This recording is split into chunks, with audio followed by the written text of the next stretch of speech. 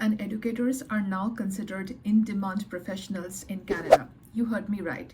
Recently, IRCC announced a new eligibility criteria under their category-based draws. So IRCC has recently announced a new eligibility criteria under their category-based draws, and this new eligibility is now called the education category. So under which teachers, educators, early childhood educators, professionals who help pupils with accessibility issues all come under this category. But before I discuss and go deeper into this category, I must highlight few factors. Express entry draws are very economic activity focused.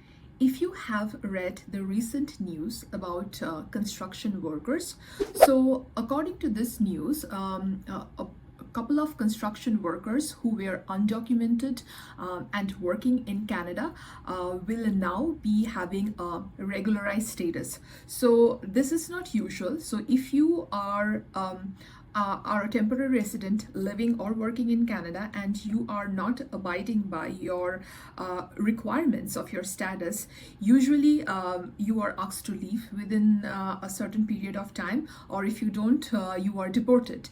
But in this case, we are seeing a different approach, primarily because these particular category of workers are addressing a certain economic issue. So we all know Canada has been going through a housing crisis. So in that regard, these workers have been working or have been employed by businesses which needs to build houses, needs to build accommodation for more people to live in, and the demand varies based on certain provinces and regions. In some places the demand is very high, and these workers do a variety of jobs like building, like roofing, welding, or rigs. I mean, I do not know all the details of the trades. Another interesting observation which I would like to add is the tech pathway or the tech category does not exist anymore under the category-based draws, or for that matter, the transport category. So a few years ago, the scenario was very different.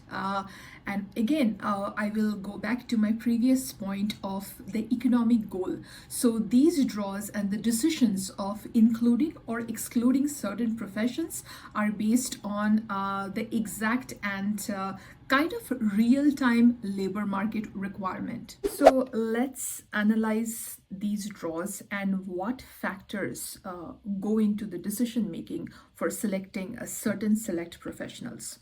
So number one factor would be immigration draws are based on core economic goals, which are tied to provincial labor markets. So that's the clear reasoning behind which profession, why, at what point of time. Secondly, who is prioritized very much depends on who is required at that point of time. If you have seen the recent news of construction workers, undocumented construction workers are being regularized. So the background is there were few undocumented construction workers who were working in Canada, whose status has expired, their work permit or whichever temporary resident status they were under has somehow is not there anymore, and they have gone beyond their eligibility criteria to remain in Canada, but they continued working. There was a decision to document or regularize them, these workers, so basically bring them back to the regular category. So this is unusual. So if you have overstayed your status, if your work permit has expired or your postgraduate work permit has expired and you have continued to kind of disobey the rules, you will be given a certain time to leave, or at a certain point of of time undocumented. But in this case, we have seen that that is not done. On the contrary, they have there has been a decision to regularize them, and it clearly speaks to the field and the industry they were working in or they were employed in. They were clearly employers who needed them, who required their service, which was beneficial for their respective businesses. So prioritizing a certain occupation very much depends on what is the demand for that particular time.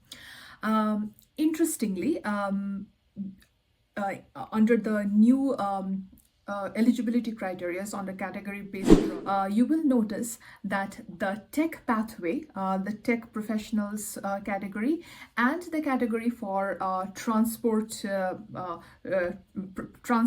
professionals like truck drivers and them have been removed, and so which was very different a few years ago, because they were considered not only under the federal processing system, even for various provincial programs. Say, for example, the Alberta Tech Pathway, or there were other provincial nominee programs where they kept the tech category was very highly valued. They were a preferred set of professionals. However, that's no more the case, because there has been a downtime in the tech field. Maybe there are not enough demands, and the requirement of skill set and workers have changed, because in the last 1 year or so, the work pattern has in a rapid pace have evolved with the new advent of AI and new skill sets, and the new kind of investments that are being made in developing data centers and other industries have kind of shifted the focus of the requirements for these kind of workers for now. Then, coming back again to the educators, we have heard there has been ongoing retention and recruitment issues for early childhood educators in Ontario, and this continues to be a concern. And for current operation levels, let alone the planned expansion, where the government announced there would be a $10 a day system for childhood, because childcare expenses are very high in Canada. If you are working and if you have daycare aged children for whom you need to send, the expenses were high. That's why government announced a $10 a day service. And so I'm referring to that. So to see any sort of barrier in place for bringing more early childhood educators into the workforce is a big problem at a time like this. There is also generally a demand for these professionals, though the specifics can vary by region and type of institutions. For example, public childcare services versus private childcare services. So when IRCC takes a decision, it is based on certain economic factors, and these economic factors are factors like population growth, increased awareness by parents and guardians about the available benefits for caring for their kids, and different government initiatives supporting early childhood development. Now, you may ask why foreign talents are welcome for this profession. This is because there is definitely skill shortage of qualified educators. Then a very important aspect called diversity. Diversity in education system seriously valued here in Canada, especially in multicultural settings. And foreign trained teachers can bring unique perspectives and cultural knowledge. So a lot of research has been done, and one third of childcare workers in Canada are immigrants or non-permanent residents or temporary residents. This is compared to just one quarter of workers in all other occupations. So a lot of diverse professionals are currently working into this field. But that's not all. Here's something very interesting.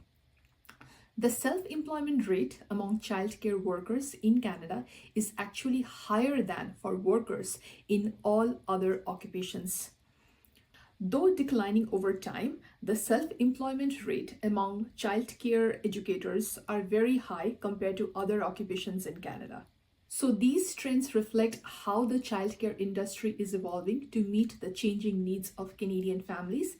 And as the demand for childcare continues to rise, it's clear that childcare workers are playing a pivotal role in supporting families and communities across the countries. Well, that's all for today. If you have questions or if you're interested in advice, I am offering a limited free consultation. You can find the details in the description below. You can reach out, submit your information, and somebody from the team will be reaching out to you. Thank you and have a good day.